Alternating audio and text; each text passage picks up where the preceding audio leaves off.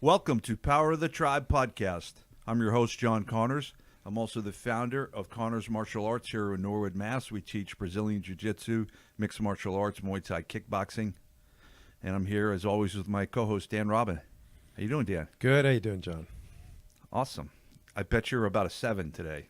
Yeah, I'm feeling pretty good. I'm going to say 6. We have a guest today. Yeah, it's been a Dimitri's while. so happy that we have a guest. Yeah. So, I can't just talk about my new toilet. I love all that. You can talk about your new toilet. I don't It mind. might come up. I'm not making any promises. So I got to introduce our guest. And I don't even know where to begin. He's a blue belt in jiu-jitsu, I think. Is that right? That's correct. His name is Lance Reensteirna. Perfect. Unbelievable. So no, I was listening to your podcast, and I'm like, I want to pronounce his name properly. You know what I mean? It's not the easiest one. And he just says Lance. He doesn't say his last name on the podcast. Because I think in the beginning when we started doing the podcast, I wanted to have some element of mystery to me, but then that has to just go away at some point. You got to get on Twitter and you got to start doing the social thing, and eventually people find out who you They are. figure it out. Yeah. Very cool. You didn't just want to be known as Lance, like Madonna? Yeah. No, Prince. I would Yeah. love that. Yeah.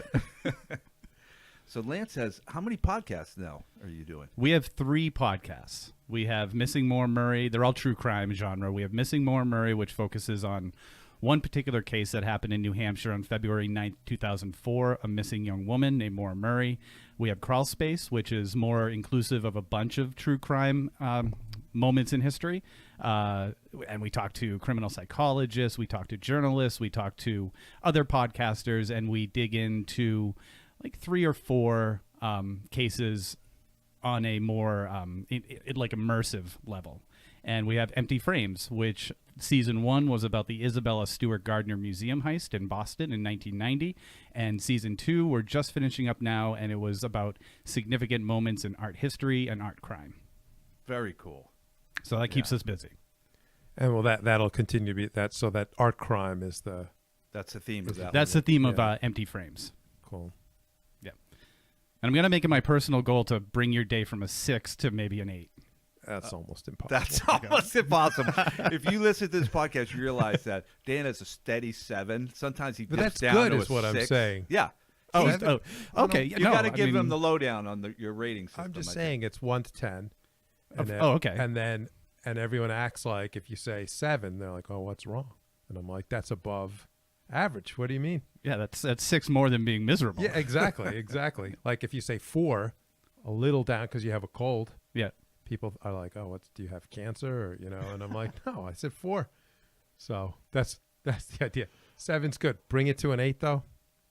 It'll have to be a pretty good podcast. All right, I'm gonna do my Okay. best. All right. And Lance, you're also did some camera work for us. Yeah. On our documentary that we're making. Yeah. So Right. immediately one of the most overused podcast words came up. You're a polymath. I hate that word, but I hear it on a lot of different podcasts. Polymath. Polymath. Yeah. I don't even know what that It means. means you do a lot of stuff. Okay, that's what I thought it meant. Involving math. Involving I don't math. think Yeah. math has to be involved, but yeah. So, But yeah, we were shooting for the documentary, and that was really fun. It was really fun to do the cage matches and your training session, which was awesome. Yeah, we're down there tonight, back down at Plymouth. Yeah. Yep. yeah, a bunch of guys from the gym fighting. 2 tonight. guys tonight fighting. John Ciampa and Will Alfano. Yeah. Should be a great event. Yeah, I'm looking forward to it. That's a great venue. Yeah. Really cool place to watch fights. I want to ask about, so if you just right off the bat, starting a 3rd podcast, like, it must take a ton of time. I would think just doing one. I could see how you were doing. I think you started right with Maura See, Murray, what we right? do is we go out and have drinks after this podcast. If we added 2 more podcasts, we'd be raving Yeah, alcoholics. exactly. Yeah. I don't know how you handle all Your that liver alcohol. would just be shriveling up. You started with Missing Maura Murray. Murray, right? Yep. And then I could see how you thought, I want to get into some more, more cases. Yeah. So you started another podcast, Crawl Space. Crawl Space, right? Yep. And then what happened? You were just like, I have more free time and more interests, and go. It wasn't so much the free time; it was definitely the interest level. So we started Maura Murray, and we didn't realize how it would take off. It developed a pretty big following pretty quickly, and we became limited to just talking about Maura's case. But the more people listened to it, the more they started reaching out and saying, have you heard of this case and this case and this case? And my co-host and co-partner in all of this, Tim, he and I spoke about it, and we said, well, we can't really cover another case on Maura's podcast because it felt weird doing that. So we decided to start Crawlspace, which would encompass more crime. And doing that brought people out of the woodwork. One man in particular met with us and said, I'm really interested in the Isabella Stewart Gardner Museum heist. I really like your style, how you let the story take you along. So we follow the narrative of the story and we react as it unfolds. It's almost done in real time as far as getting details from the case and having people reach out to us and say, have you looked at this element or this element or this element? Sometimes we make mistakes along the way, but this gentleman really liked the way we handled it. We didn't just do like a Wikipedia version, is what I'm saying. There's some true crime podcasts that'll tell you what happened, like the Boston Strangler struck from this year to this year, and here's what I think. And then it's like, well, I can kind of see you're reading the Wikipedia page. So, we try to talk to family members and law enforcement and establish a relationship. So this gentleman said, what's stopping you from doing something on your own about the Isabella Stewart Gardner Museum heist? And we said, well, honestly, like, in order to do that, we need the resources to do it, because I would have to quit my job to do that, my full-time job. And he said, okay, here you go. And he funded season 1. And Nice. So we graciously agreed to do that. I quit my job, and then we turned it into a business. Nice. Very cool. Yeah. That is a compelling mystery. So amazing that they managed to steal that much art. And so valuable, right? Yeah, there were 13 pieces of art. 11 of them were actual paintings and some sketches, and then you had the eagle finial and the like on the it was like a flag finial and this Chinese vase. It's called a gu, I think, the GU. And right now, the estimated worth of all of that is at $500 million. But we interviewed this guy from London, from the UK, and he's a former knocker.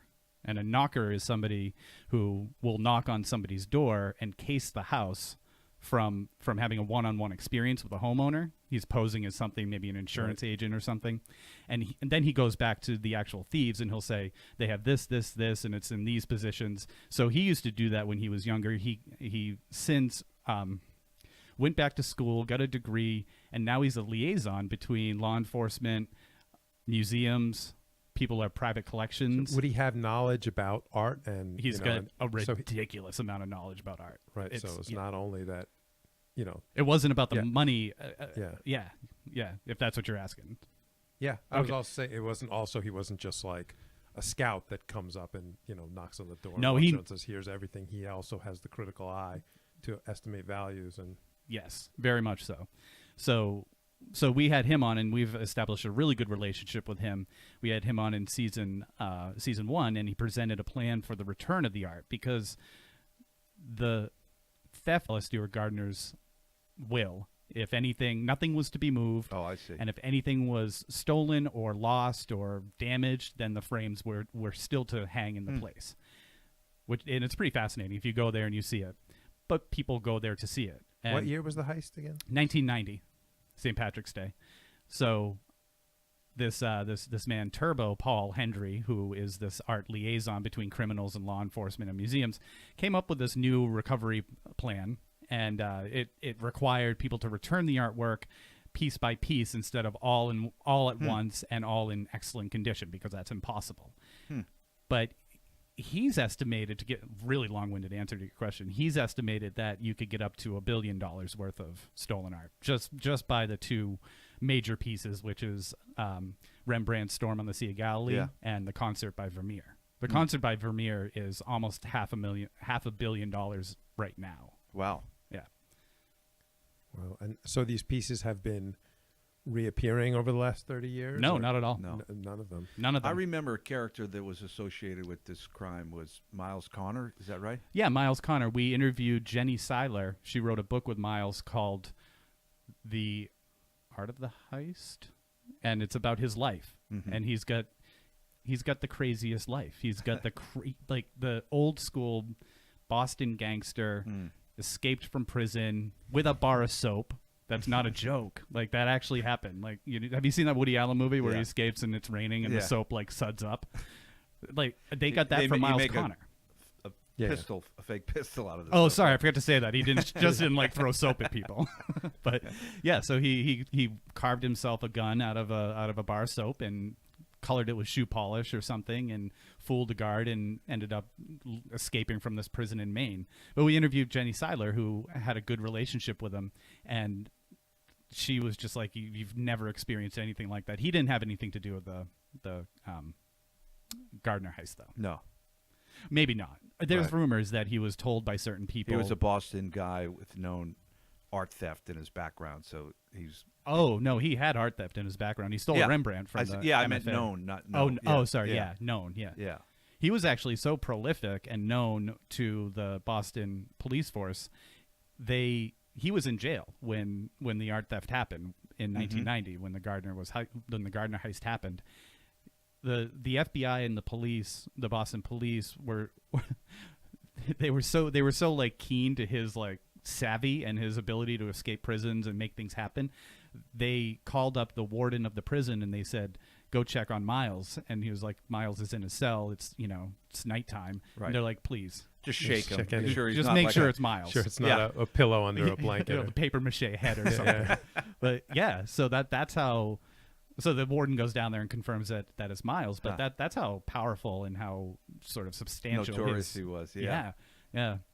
Now, why do you think these podcasts are so popular? Not yours in particular. I know you're super talented and you guys do a great job. Thank you. But just the genre. Why is the genre so popular, do you think? I think because it creates such a personal experience with a listener.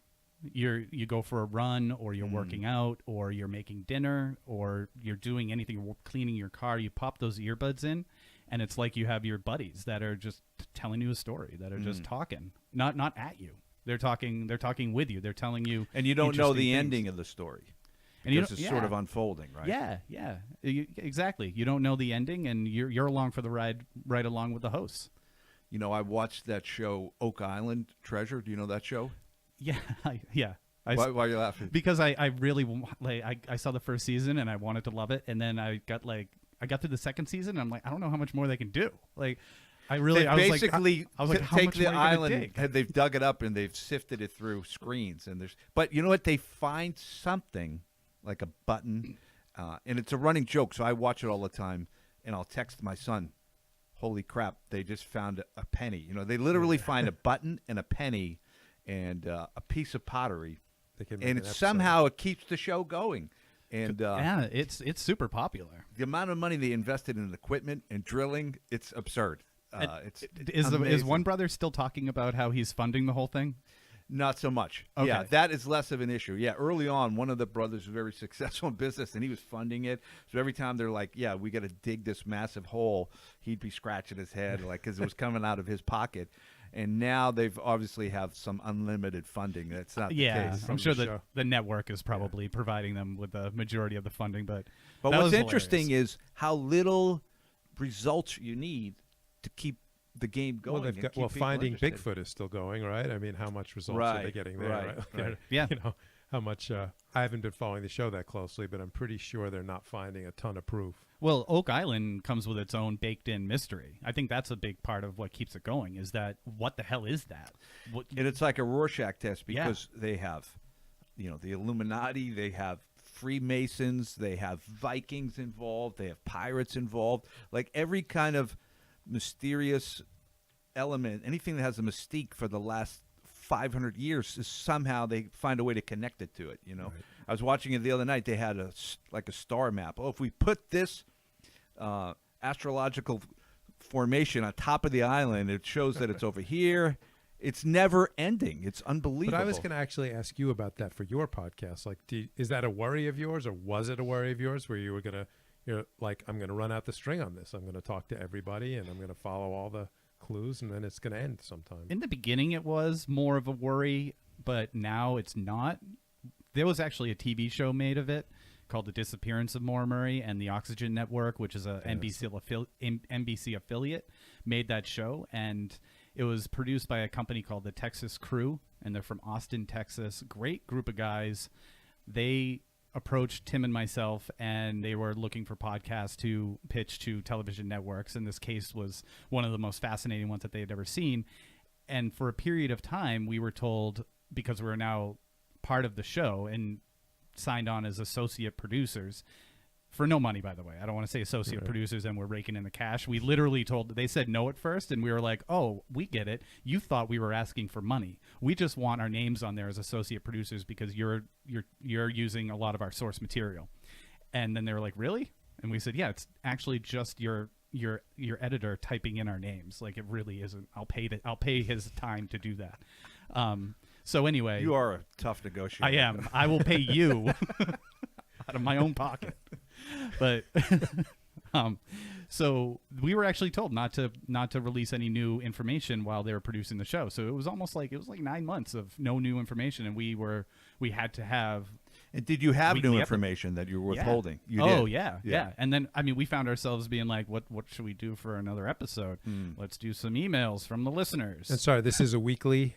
It was weekly show, at that time, and then we went to weekly for 9 months. It was weekly for like 4 months, and then we went bi-weekly because of that, because we knew we weren't going to get the opportunity for more. Dan, can you imagine showing up to do a podcast and having no idea what you're going to talk about? I can't even imagine.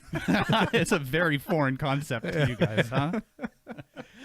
But yeah, I was actually thinking about that. Where you're putting in the time, like talking to law enforcement and getting contacts, and it's like I'm not sure we're putting in quite the background research to each of our episodes. No, we're a little bit more efficient. Yeah.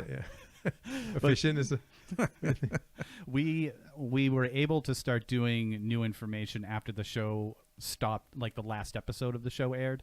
So we were back on track with new information. We could talk about the show. We had the stars of the show, Art Roderick, he's a U.S. Marshal, and Maggie Freeling, she's an investigative journalist. We had them on the show to talk for a little bit, for a few episodes.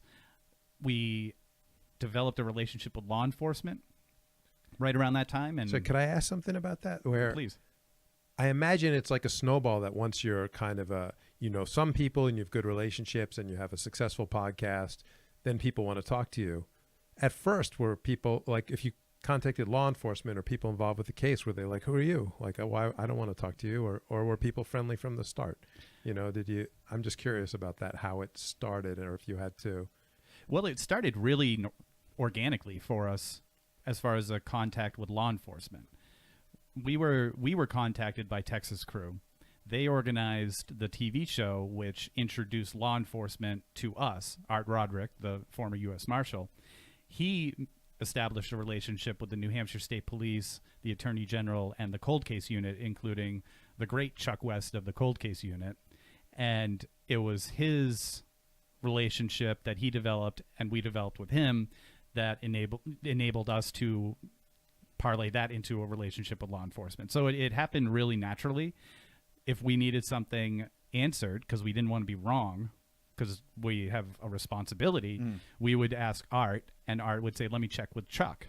And then after a while, Chuck would just email us. And the first time I got a call from Chuck, I looked at my phone. I'm like, I'm going to be fucking arrested. Oh, can I do that? Sorry. Go edit it. Okay. Dimitri's going to edit everything out of this podcast. Okay. It's going to just be you talking, and Dan and I won't even be in it, so don't worry about it. So it was really weird to get a call from Chuck West. So he sends an email and he said, can you guys hop on a call in like 5 minutes? And Tim and I are like, oh my God. Like, what did we do wrong?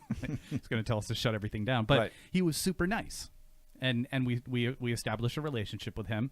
We met him when we were up in New Hampshire working on something with the case, for the case. And he said to us that times are changing. He said, we have people who listen to your podcast. Times are changing. We adapt to the times. Back then, we wouldn't have considered doing something like that. So when we first started doing the podcast, if we had reached out, they would have said no. So in the beginning, you just you were at your own devices, like public information and so forth. Yeah. And what about non-law enforcement? Like when you reached out to the family or friends or something? How was that received? Well, the whole Maura Murray case is very it's a rabbit hole, and it's really convoluted, and there are people in the community that follow Maura's case that are very passionate, and they're very protective of their information, and they're very aggressive. There are a lot of trolls. So the family has been abused by these people, and it took a long time for Tim and I to separate ourselves from the people. Get the credibility there. Yeah, and it wasn't until the TV show started, and that gave us the opportunity to meet Maura's sister and Maura's brother. And we've since established a really good relationship with Maura's sister and Maura's brother. And we've actually started a GoFundMe for Maura. It's if you go to GoFundMe, it's and just search Maura Murray, you'll find it. We raise money with Maggie Freeling to fund searches, GPR, ground penetrating radar, cadaver dogs. We've already been up there, and we've used some of the donations for cadaver dogs, for example. And we're hoping to take that money and put it into a larger fundraiser where we're going to do something on her birthday called A Mile for Maura. So you run a mile at hopefully the local high school. We're still fixing the locations. And then there's going to be a silent auction. There'll be donations and giveaways at a brewery down the road, and they'll have stories about Maura, pictures. And we're hoping to get donations and take the registration fee to put into that GoFundMe, maybe do something like a scholarship program in her name, and like trail cleanup up in the White Mountains, because she used to love to hike. So there's so much negativity in that community, and we see our responsibility there, and we're instead of contributing to the negativity, we're trying to use that energy and put it into something more positive, something productive. Yeah. So yeah, can you explain the negativity, and maybe I don't Sure. know, like maybe in that context, the overview of what the Maura Murray case is? Just Sure. like there might be people who have no idea Sure. what happened. I mean, it's a missing persons case, but Yeah. I'm a little familiar with it. But you know, So, I mean, the details of the case are Maura went missing on February 9th, 2004. She got into a single-car accident on Route 112 in Haverhill, New Hampshire. It's right on the border of, it's really weird. It's like a little vortex of towns. It's Woodsville, Bath, Benton, and Haverhill. It's all sort of all intersecting right there. And she's seen by one neighbor who's driving a bus. He drove a bus for a living. He comes up to her car. He sees her. He says he'll call 911 for her. She says, no, I already called AAA with her cell phone, but there's no cell service there. There's no cell service today there. You go up there today at that spot, and you're not getting cell service. The neighbor across the street, she sees the accident. She calls 911. The guy who was driving the bus goes to his house, backs his bus in. He's got a pretty clear sight line to her, but he's like 100 yards away.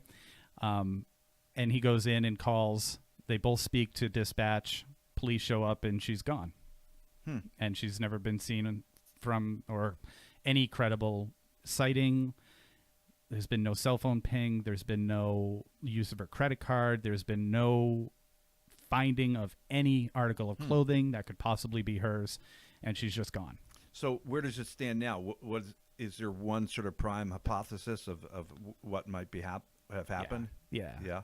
I mean, there are some people in the community who will say, I think this happened. And that's sort of an answer to your question, is people in the community will have their theory, and God forbid if you challenge their theory. If they say that I would assume the two theories are someone coming at, grabbing her, picking her up, or her getting in a car versus walking in the woods, right? Those are the two. Well, the walking in those the are the two. Yeah, that's exactly it. A lot of people think that she walked into the woods, and a lot of people will say, do you know how many times people have gone missing in the White Mountains and their bodies are found years later? There's a difference. People don't realize that she wasn't directly in the White Mountains. She was in the White Mountain region, but she didn't walk up a mountain. The Right. woods there, if you walk a couple 100 yards into the woods, you'll actually come to another house. There's another road there. There were no footprints going into the woods. They did extensive searches in the days after and the weeks after and the months after.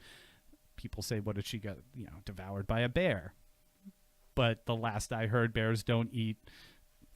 I mean, there's got to be something. Bears don't neatly clean up after themselves. I hike a lot and hike in the White Mountains, and people don't get devoured by bears and vanish. Like, it's never happens. The TV show actually interviewed the lead guy from the New Hampshire Fish and Game who heads up searches, and Maura is just one of two people that he's never found. Wow. Yeah, Over what period of time? like 10 Lance? years. Wow. Yeah, well, she's been gone for 15 years. Right. So, I mean, he's talking his whole career, which is probably spanning up to 20 or 25 years now. So 20, 25 years, only Yeah. 2 people have gone completely missing. Yeah, and Maura is Yeah. one of them. And Wow. the cadaver dogs and the search dogs, the scent dogs, they all lost their scent about 100 yards up from her car. And the way it goes down, and I've seen recreations of it, and we've worked with cadaver dogs, the way it goes down is when they lose a scent, they sit down. Not like, oh, it might be gone. They sit down. There's no going. It's like they hit a wall. There's no going. So that forward. indicates She got in a car. entered in a vehicle at Yeah. that time, yeah. at Indicates that place. she walked up the road and got in a car, Hmm. which sucks. Yeah. And so that's the prevailing theory. So why is there negativity in the, like, why isn't that just sort of the accepted what happened, and why is there back and forth and arguments and negativity, and why is it so volatile? Would we have like an hour? Well, no. What happens? And this is the very crazy psychology of the whole thing.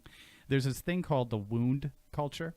The wound culture. Yeah, That's a phrase that gets used currently. that's a phrase that is used by two criminal psychologists, two professors in criminal psychology from the UK, From the UK. Elizabeth Yardley and David. Son of a Dan, have you heard of this term, wound I culture? haven't heard it. So I'm interested. Please. David go ahead, Wilson. Lance. Okay. Professor Elizabeth Yardley and David Wilson. Yeah, the wound culture, when I describe it, you'll say, oh, okay, I get it. So in Maura's case, Maura is missing. Her family is out there looking for her. And now we've introduced social media to it, Reddit, Facebook, Twitter. People reach out to the family and they say, I want to help. I'm connected with Maura in some way. I'm her age, or I dated someone like her, or I had a dream about it. dream about her. Yeah. I can help you. And what families will do, I don't know anymore, but what would happen is families would usually ignore those for a little bit until the person is very persistent and convincing, and probably well-intended at the start. They probably do have the best intentions in mind. And they allow this person to come into the family and help them with the searches and maybe run some social media, some Facebook groups. And at some point, and I don't know when, but they'll develop their own theory. They'll develop their own past. They'll generate where this girl comes from, why she went missing. They'll start losing their way a little bit, and the family will start to see that, and they'll start to see that the person is becoming possessive about the information that they've started to obtain through the community. And then they'll start getting influenced by members of the community. Whether it's bad or good, someone will say, well, your theory doesn't make sense, or your theory is idiotic. And then they're like, well, why are you calling me an idiot? And then it'll just degrade into something that's not even about the case anymore. And then when the family says to the person, okay, we can't have you do this anymore, or they'll just start to sort of ghost them and not reply to their emails, then the person gets very angry. And they say the family had something to do with it. Why else would they be turning away help like this? And that, Why would they not be returning my calls? but Yeah. no one knows the inner workings of the relationship between the person and the family. Oh, no, yeah. So Yeah, what yeah. they'll do is they'll say, isn't it weird to you that the father doesn't return my emails anymore? Right. Isn't it weird? And they won't say exactly what they're thinking. They'll give you like point A and point C, and they'll be like, but isn't it weird? And then you come up with point B, which is, well, the father had something to do with it. Oh, the family's hiding something, or the best is the police conspiracy. That brings out a lot of anger. Police conspiracy. Well, if the cops had something to do with it, why would they do that? Why would they log a time at one time when it wasn't that time? Why would they go and talk to the neighbor and tell the neighbor this piece of information? There's so many like false facts out there. It's ridiculous. But I think we were talking about something like this last week, Dan, when people start associating their identity with theories and beliefs and positions on things.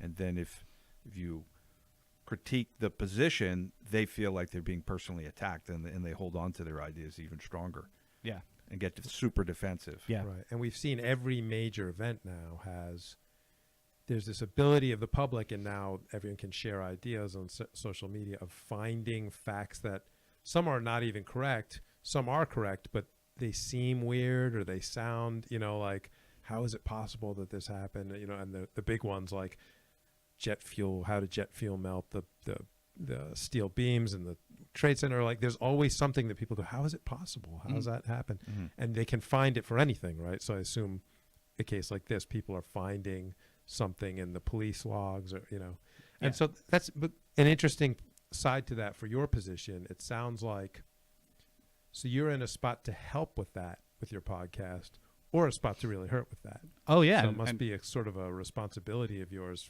before you say a new theory, or right? Like, and we've made our mistakes along the way.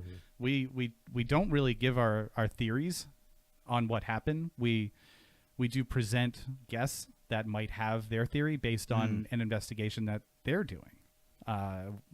There are professional investigators that we've had on, and people who have been a part of the search parties for not just Maura's case, but Brianna Maitland, for example. She went missing like a month later, about 60 or 90 miles away from Maura in March of 2004.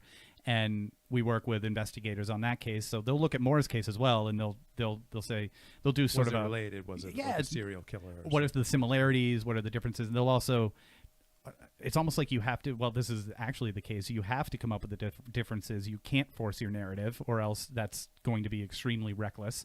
You have to dismiss things in order to be left with the one thing that can only be the truth. I mean, it sounds really cliche, because I think Sherlock Holmes said that. Like, when all else is dismissed, you're only left with the truth, something like that. So you have to go through. We had a police officer on once, and he said in investigations, like walking through a big mansion, and you want to know what's in every room, and you want to open the doors to every room, but you never want to close those doors.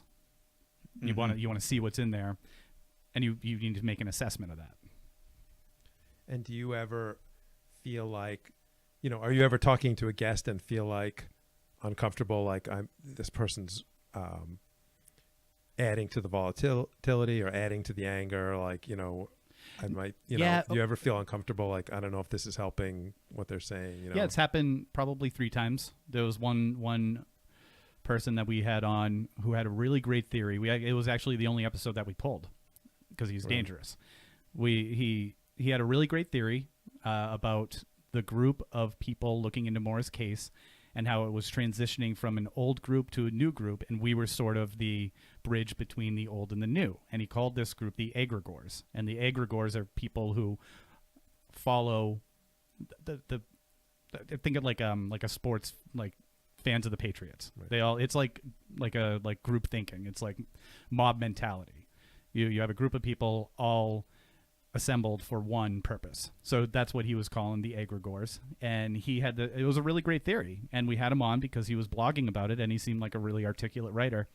And then we realized that he just wasn't stable. And that's that upper echelon of trolls. Well, I think that's a tricky thing when somebody has a certain amount of energy and they have a lot of conviction. They can sound convincing, but they're not always credible. So, it sounds like a case like that. Yeah, Did absolutely. you realize he was unstable during your podcast? I think right after when he's, and now we can really identify it. There is a sort of DNA to an email that you can. Oh, that's interesting. You can see, and you can go. You can parse it out and go red flag within 2 sentences. Huh? You if you put a. Do you want to share it with us? Sure. Or Sure. If you're reading an email and within the first 2 sentences there's capital letters that shouldn't be there, that's a red flag. Double periods. Double periods. Yep. So you don't mean all caps. You mean just like in the middle of a word there's a. The way Donald Trump tweets. Like, he'll put a capital letter on something, and he's like, because I feel it's an important word. Oh, I get it. Yeah. And sometimes it'll be all caps. I mean, sometimes it'll be really accusatory, but in the beginning, those first emails, so when random it's capital letter. Yep. Double periods. Anything else? I think that's those are the 2 main flags for me. Also, if there is, and that's been consistent, obviously. Yeah. You didn't just, that happened more than once. Oh yeah. And then you can, if you're looking at the email on your phone, here's another one. If you're looking at the email on your phone and you have to do more than 3 or 4 swipes, you're like, okay, right. I mean, we could have a phone call, and this would be a lot quicker. Right. I'll take that over these like novels of emails. Like, if you say I've got this theory and I think it's got some legs to it, I'll be like, here's our phone number. Give us a call. We'll happily talk to you about it. But yeah, in those first 2 sentences, you can, if there's like a frantic tone to it, a couple capital letters. The double period thing is really what gets me. That's what sets the red flag off. See, we routinely have unstable people on our podcast, but there's every once no in a while we consequence 'cause we're not detect a solving. stable person. And we drop. You need we a don't frame of publish those reference. We need to podcasts. try to detect stable people, but we've got no consequence because we're not solving a real world No, issue. So. yeah, this is all. But let me tell you a nonsense, quick story about this one guy that we had to take down the episode on. He immediately, I'm sorry, you had asked how did we know? Was it during the interview? Was it after? He sent an email that gave us the warning before it happened. Like he gave us the warning. Like, and this is an actual thing. Here's a picture of my wife. He sent us a picture of his wife, and then went on to say, I don't want her picture out there in the social media, so please keep this to ourselves. And all of a sudden, it's like, this is what he's going to do. He's going to create a moniker. He's going to put the picture of his wife out. And he's going to come back to us and say, you just doxed my wife. Just saw that happening. And yeah, that's insane. Here's a picture of my wife. I don't want pictures of my wife out there. yeah, That's because I'm utter going to blame insanity. you guys. And then he said, I'm so loyal. I'm like the mafia. I'm like, okay, that's also weird. And then Not like a German But Shepherd. I can see how. Yeah. But I can see how you're. could have gone with German Shepherd. Right. But I can see how you're like, it's not blatant at first, right? Like it's sort of creeping up on you. It's a game. Yeah. It's a game that they play. When we stopped talking to him. But so did he follow through with the doxing of his wife and blame you? Oh, He did. no. He followed through with being like doxing himself. Okay. And then we I hated that word, by the way. I had no idea what it was. He was like, Right. "Don't you dare dox me." Right. And I'm like, "DOX." That's a I'm red like, flag "What is right that?" there. We're Yeah. using that word, right? Yeah. So I looked up doxing, and I was like, "Oh, that just means revealing your identity." I'm like, "Well, have some balls and just say who you are in the first place." The name he went by was ridiculous. I'm not gonna give him The Scarlet Pimpernel or something, right? Yeah. yeah. So he wrote something. He wrote a post on his blog about how the police showed up. It was from the police point of view, and it was like he wrote a police report showing up at his home to the dead bodies of his wife and kids and him. And That's kind of creepy. so Yeah. Tim actually went out into his car because he didn't want his kids to hear this, and he went out to his car and called him and was like, "Dude, if you're thinking about hurting yourself or somebody else, you need to like give me a call. You need to call somebody." Because but all this guy did was he wrote that so that people would think that there was a lot more going on than what really. He's delusional. He creates this, Right. and it's really interesting because he does have a wife and family, and Oh, and he doesn't like his wife. Do they have a job? No, and it was a real picture of her that he sent. I think so. I never questioned it, Yeah. but so That is scary. So but- when yeah. you have these podcasts, it's a lot of fun, I'm sure, and it's interesting for you, but you're going to pull a lot of people out of the woodwork. Yeah. For all of them. But it's a real Yeah. problem for the case, right? Like they Yeah. have to sift through tons and tons of these people. Yeah. And then someone has a real helpful clue or hint or piece of information, and you have to sift through all the garbage. Yeah, and people always think that people always think their case is the most important case, and everyone's there's a campaign to get the FBI involved in Maura's case, but the FBI is like, well, there's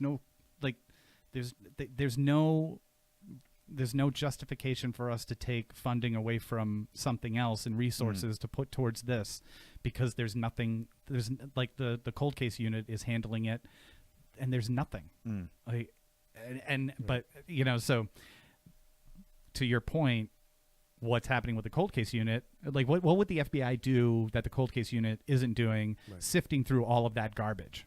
Because that's what they'd be doing. They'd be playing catch up for all of everything that comes in. That one thing might be in there, but it's like 1,000 things that don't mean anything.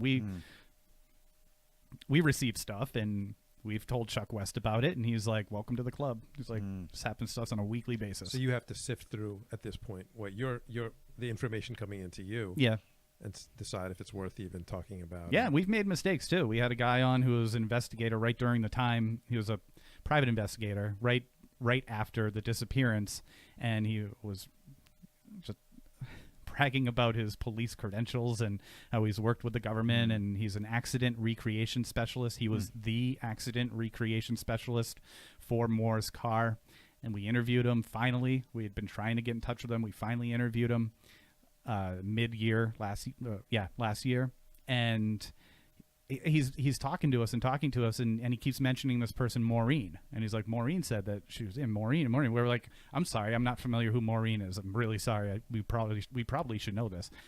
And he said, oh, Maureen Hancock, the psychic. Yeah. Like, okay, I get it. Like, I get that people are into psychics. Right. We have done the psychic thing. We've gone down that road. She's given us some interesting information. I think that at the very least, they're very intuitive people, and they can make you think differently and about something. You can be too in the forest to see the trees, and they can make you see outside of that.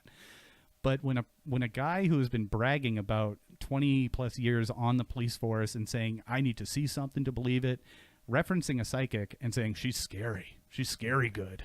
And we're like, really? You're holding your investigation on a famous psychic now?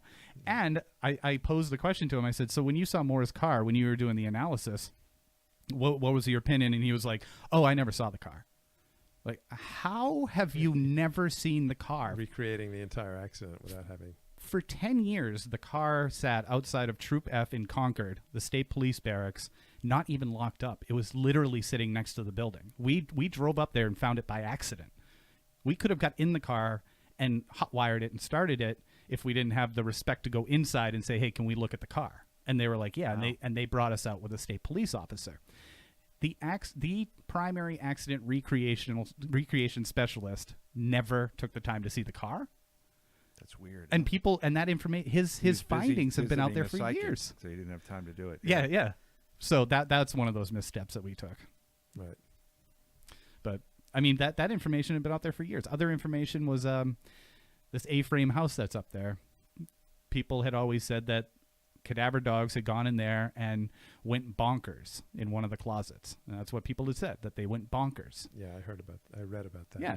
Well, we started working with people who own cadaver dogs and officially licensed them for investigations. Really, really nice people. Awesome dogs. And she was like, no, dogs don't go bonkers when they get a hit. They sit down and they do nothing. It's the opposite of bonkers. So they're so annoying when people use charged characteristic language like that. They went bonkers. What's that scientifically mean? Like, if you're doing a scientific search, you should be using scientific terms. You know what I mean? The dogs indicated X or whatever it is. Right. So. But for years, I'll say 10 years, that information was out there. It's exciting. So that gets kept and it gets transmitted. It keeps alive because it sounds. Yep. So how do you get new information after 10 years? Like, you know what I mean? Like you said, things pop up for the podcast, and you know, and how is that happening? You know, it happens with people who listen. There's a group called there's the Boots on the Ground group, and they go up to New Hampshire. It's like almost twice a month, maybe once a month now, and they do boots on the ground searches. They go into the woods. They'll talk to people. A lot of family members from people up there will reach out to us. Law enforcement will say things in a really interesting way. We've had people volunteer their services. There's a great GPR company called GB Geotechnics out of New York and out of London, and they volunteered their equipment. They've gone up there with us twice, so we've gone to suspects' homes and done GPR around the property and cadaver dog searches. New owners of homes, like of people, persons, or locations of interest, new owners have gone in and they say, yeah, if you want to do anything, come on up. So the community up there, certain members hate us, certain members love us, so they'll give us information. So who hates you? Aside from like the trolls? Yeah. But that's one answer. The trolls hate you? The trolls hate us. There's some of the neighbors up there hate the attention. You expose them as trolls, or you call them trolls, or you call them out, or I don't know. That's really interesting. Or is that just what trolls do? That's what trolls do. People, yeah. We've been called, like, I can't even tell you, like, it really it really depends on what you do and how you can set somebody off. We framed this email that we got because it was just hilarious to us. we work on the Breonna Maitland case, and there was an episode where on crawlspace, there was an episode where we had one of the detectives on. He's been a detective in Massachusetts, like a chief of police. He's like law enforcement his whole life. He's retired. He does this private investigations now, and he works on Breonna's case. So we finally got the chance to interview him. He's an awesome guy, but he's very deliberate with his information, which is a good sign that he's like, I don't know if I can tell you this. So he went up to Vermont to look at some information and to interview some people, and he took one of our co-hosts, Chloe. She's a psychotherapist, licensed psychotherapist, and he took her up and she sat in with one of the interviews, and it was with this woman, and he was describing to us on the air what she did, and he said, let's just say she does webcam stuff. And Tim and I were like, oh, what do you mean, like YouTube videos? And we were trying to make light of the situation. And it was all like, it wasn't done disrespectfully. It was all done. And Lou was even laughing. He's like, no, not YouTube stuff, like adult webcam stuff. And I made a joke, and the joke was really like never mind. I made a joke saying, do you think you can forward us that link so we could just do for purely research purposes? Oh, right, yeah. Just check out. It's kind of a standard That's joke, pretty right? harmless. Yeah. And everyone laughed, and then we moved on because you know what? We were talking about someone who could quite possibly have been chopped up into pieces and fed to pigs. Like we're talking about really nasty stuff, and to break it up in the middle with a laugh kind of keeps the listener engaged. Okay, yeah. So we get this email, and this guy's like, I've followed all of your cases, everything you guys have done, but this one comment about getting the website address for a webcam was just too much. I'm just done listening. And he's like, you're disgusting. I'm done listening. And we're like, really? Yeah. So we framed that email, put it up on the wall. We're like, really? I think that guy's protesting too much. I would not be surprised if he's visited a few webcam sites himself, That very well could Yeah. be, but it just goes to show, like, your question, how do you, like, what does it if take? your audience gets big enough, you're going to start just getting people going off on a lot of different But then I'm comments. thinking, you are dealing with serious stuff about real people. Yeah. So it must be really hard to have a sense of humor at all. So God forbid, does that yeah. weigh on you? Yeah. Yeah, it really here does. we're always goofing around and making jokes.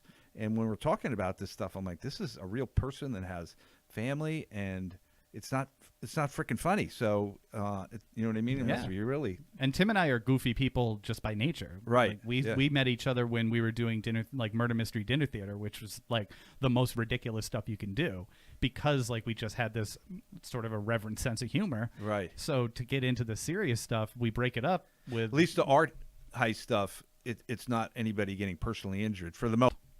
Oh, I see. Yeah. Yeah. And then I think, because I'm thinking also, so I think every time there's a missing person, it happened in Walpole. There was a murder in Walpole. There was a murder. I had a friend that was, I don't want to say involved in a murder, but he was at a girlfriend of his friend got murdered. So each time there's a murder and they don't know who did it, it's almost disturbing. They search the neighborhood, and there will be characters, like no matter where you are. Like in Walpole, a woman got killed in Bird Park, and they went to a nearby house. I think the dogs led them, and there was a guy, I think he had cats in his freezer, and he turned out he had nothing to do with it. But like when you put that net out, there's going to be suspects like in any area. So I'm assuming that happened in the Maura Murray case too, where they put a net out and they're like, this guy's been arrested for this threatening, maybe this guy has a prior for a similar kind of thing or a kidnapping. And I assume that happened with Maura Murray. I don't know. Absolutely. And we got an email from somebody who lives in the community, and this person is not happy with the attention.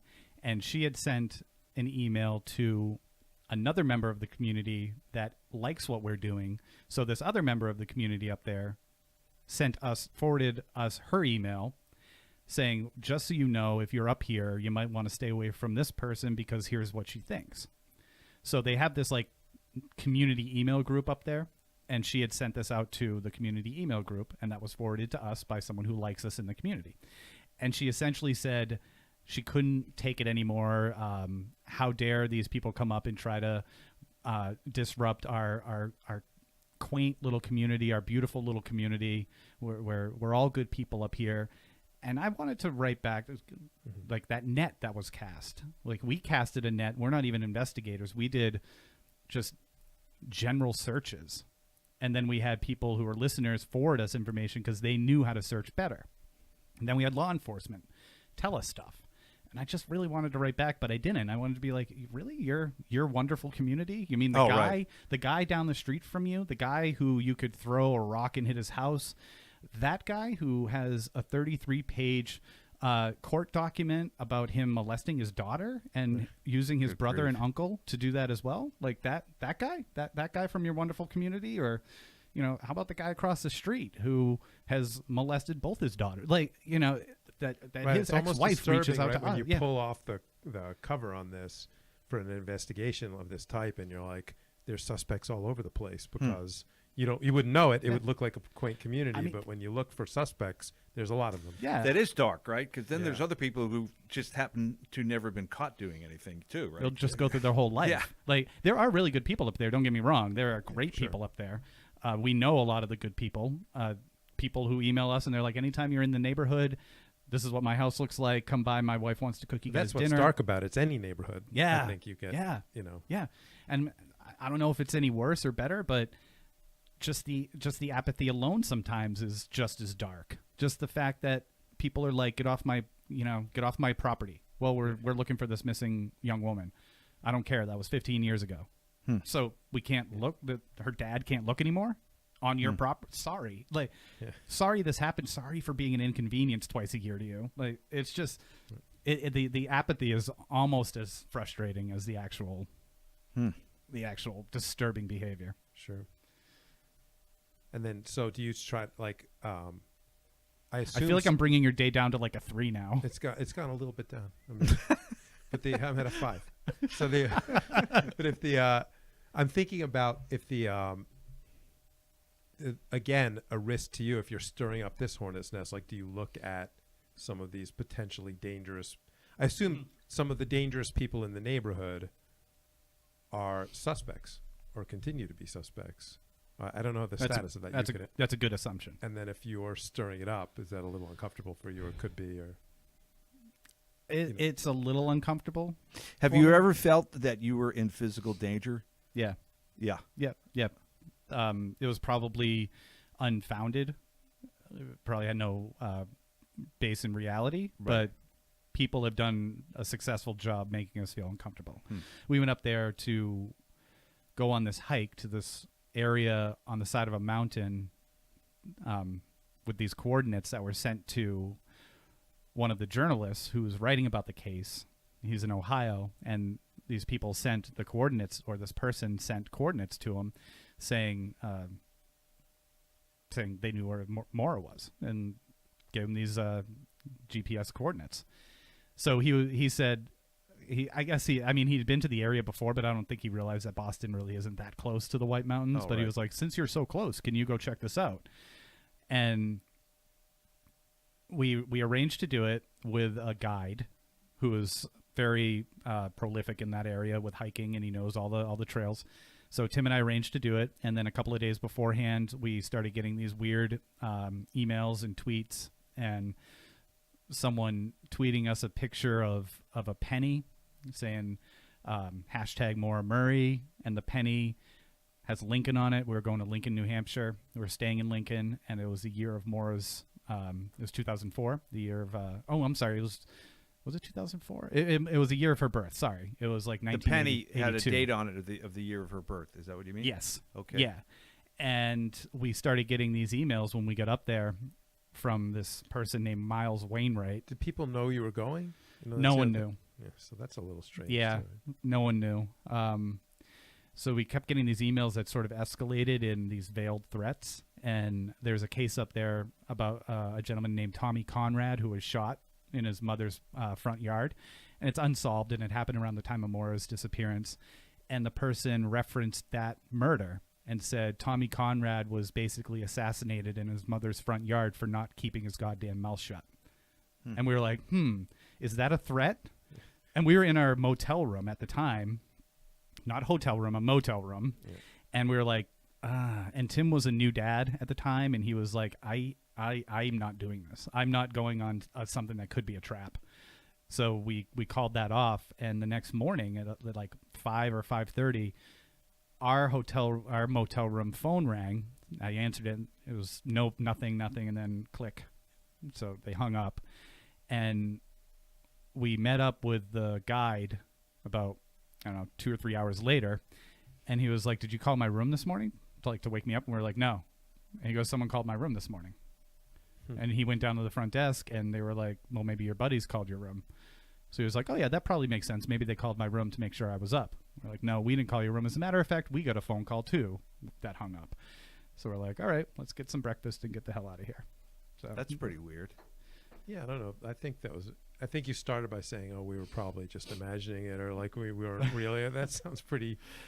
I mean, pretty spooky. We ended up going to the coordinates a couple years later with the television crew because we felt good about that, and of course there's nothing there, and that whole moment in our experience with this, that whole moment in the case, just sort of sums up what can happen when you're just being so reckless about information. Somebody had sent these coordinates to a journalist who works on the case, who wrote a book, and he had a blog on it, and some people don't like him, some people do. So they send it to him, and then it was 2 years later. Yeah, it was 2 years later, while we were in production of the TV show, he got another email saying, 2 years ago I told you where, look again, she's still there. Same coordinates. So then the TV show was like, we have to go do this. And they went up there, they had camera equipment, and this was a hike that I hike, and it was a hike that knocked me over. Like, it is a hike for experts. So it's likely somebody playing some kind of prank or something like this. Yep. But what they Really did was weird, they took like, with the crew and with us, I think there was maybe 10 people, 9 or 10 people that did this. The crew was carrying heavy equipment. Yeah, it's hard. And then it wasn't even on the trail. It was off the trail. It was like 75 feet into the woods, and the woods was so dense and thick, and the mosquitoes, and you're walking on fallen brush. So you really weren't even walking on the ground, and like sticking shovels in where the coordinates were. I mean, it's a wonder we didn't hit a bee's nest, or a hornet's nest. And I had nightmares of that after, because I never thought of it. And I was in there with a shovel, like one of those little camping shovels, stabbing at the ground. And then that night I was having these waking nightmares of hitting a bee's nest, and because all of the trees and branches and everything were just like encompassing you, there would be no place to run. You just sit there and get stung to death. I've doing these bushwhack hikes, and I always think about hornet's nest and like, where would you go? Yeah, you just be, I don't know, just try to start running. Yeah. But also you're tired. That's the other thing. You're not going to just go sprint. I guess you'll get an adrenaline shot, but you're on a mountain. It can be hard to just sprint. And where are you going to sprint to? Where are you going? You're not jumping in any water. Maggie and our the guy who was guiding us on that trip with the camera crew, they got stung by a hornet on the way down. Yeah. And I think that's what kind of got into my head a little bit. And then later on, once we were off the mountain, which the whole trip was like 13 hours. It was 13 hours of hiking. And some people threw up after because they were dehydrated. Not me, because I'm a badass. But no, I started thinking about that after, and like the irresponsible, like someone out there sent those coordinates and could have killed people. Like they sent them twice too, right? Yeah. The camera crew was carrying camera equipment, and the sound guy was sliding down rocks. Just like, what are we doing? And someone out there is like, they're typing this in their computer and being like, 2 years ago, and they come up with this rhyme, and I was like, ooh. Yeah, there's people out there, right? What did those people do pre-internet? They must have been bored out of their skulls where they could have tortured people like this. I don't know. Have you ever heard of the Toynbee Tiles? The what? Yeah. The Toynbee Tiles? I think that's what they did. They would. Yeah. That's really fascinating. The Toynbee Tiles. Yeah, there's a documentary on it, right? Yep. Was it Netflix? I think I saw it. I think it's on Netflix. Yeah. So, yeah, I forget exactly what they say, but it was these tiles that someone drove around. They had a hole in the bottom of their car. Each one was a little different, though, right? But with the general message on it. About people didn't know Jupiter. It was a hole in the tiles would just appear in major cities, like on the street. Yep. And I saw some, and I actually saw Oh, some really? in Manhattan. Oh, no kidding. Yeah, I wasn't even I saw looking. one in I wasn't Manhattan. even looking for it. And I'm Yeah. like, oh wait, that's one of those tiles. Yeah. But then in like South America, I think, and major cities, like these tiles, like I want to say, like, I don't know if it's tarred into the road, but like sort of like really Pressed placed, into the pressed into the road, and it was just always a mystery. They'd appear all over the Yeah, world, really. So yeah, it would be the tiles, and then they'd put the tar over, and then eventually, as cars would I drive see. over it, They would expose it would themselves expose it, eventually. and it would say it was something about Stanley Kubrick, life on Jupiter. It was like this message, and then they had these big manifestos that would come up. So this documentary is awesome. It's about these people who are trying to figure out who did this. And Wow. He pretty well solved it, I think. That's what Yeah, you're it was saying. pretty Like, it looks close. like he Yeah. cut a hole in the bottom of his car, so you could pull up to like a stoplight and Then he would install them. Yeah. yeah, but I So think that's those what people did before the internet. I think that's Wow. what trolls did before the internet. He's like, well, Something crazy. yeah, That's like almost like a Banksy thing or something, like going to all that effort, right? Yeah. Mhm. Who's the guy that had the Andre the Giant stamps that he put all over? right. Oh, Shepherd Ferry. Yeah, Yeah. something similar, right? Yeah. Yeah. Really weird. Well, I don't know. How do you feel, Dan? You were I- 7. He's, Where are you now? I can physically see him like man. smaller now. What have we learned today? I'm still at a That 6 or there's a 7. lot of dangerous criminals around us, and generally creepy people who aren't actually violent criminals. I feel bad that we didn't talk about the toilets. Oh, We're gonna yeah. try- We covered the toilet. We covered it pretty thorough. Pretty thorough You toilet flushed talk. that topic out. Yeah. I want to, but the one last thing is where you see this going, the case going. Like, do you see like a future? You know, do you see it ending at some point? Do you see a breakthrough? Do you not know? I see I'm a just- breakthrough. Unfortunately, I think if anything were to be found, it's not going to be very cut and dry. It's not going to be black and white. It's going to be, we found what we think might be her cell phone, or we found what we think might be a body part. And then it's going to just evolve or devolve into how did it get there, who put it there, why is it there, where the rest of it. I don't think we're ever going to, maybe I'm wrong, I hope I'm wrong, I hope somebody does it. Maybe Right, you never know. maybe there'll be some ground penetrating radar that goes over a location and there's a disturbance, and then the homeowners allow the person to rip up the concrete, and they find her, and then you connect it to whoever poured the concrete at the time. But just finding her is not going to end it. It's Right. unfortunately. Awesome. That was Do you have any other questions, Dan? No. No. Well, Lance, thank you so much for coming on. This Yeah, is thanks a lot, fascinating. Lance. I had a lot of fun. I hope I didn't bring it down, but thank you No, guys no. for having me on. I It's been actually, I great. feel like there's more to talk about, but There we're is, just but out of we've time. been here. Yeah, we're way out of time. I think we're over. So we didn't even get to talk about jiu-jitsu or anything, but I noticed He's the a cast on polymath, your arm. that's Is why. that from jiu-jitsu? That is. Yeah. Yeah, I got this robot brace. Yeah. 2 more weeks. 2 more weeks. Yeah. Awesome. So could you give the name of the podcast again so people can listen? Sure. It's Missing Maura Murray Yep. and Crawlspace and Empty Frames. And you can get them wherever you have access to podcasts. Empty Frames and the archived episodes of Crawlspace are on Stitcher Premium. So, and the early episodes of Missing Maura Murray. This is kind of cool. The early episodes of Missing Maura Murray are on Stitcher Premium, and Tim and I are delivering in batches of 10 episodes with creator commentary over it, much like a director commentary in a film, because there's so much information out there, and because we're totally different people now than what we were then. So we listen to the episode, we comment on it, we give ourselves a fair amount of grief, but there's information there that's either wrong, not wrong, or there's developments that have happened since then. So we fill in the listener, say, I know you're listening to this right here, but here's what we know now. So if anybody's following the case and they listen to those early episodes without the commentary, then they have to go through the whole process of 94 episodes to get to where we are now. With the commentary, you kind of get it all in one package. Cool idea. So that's Stitcher Premium, promo code MMM, get a free month. It's $4.99 after that, and they got a ton of other information on there. I mean, other podcasts. Very cool. Should we go back over some of our episodes and be like the toilet seat, like with Give our commentary? Like, what's the update? If you want to do something that's therapeutic, that you should do that. It's awesome. We got to check in. How's Sober January going? Quickly.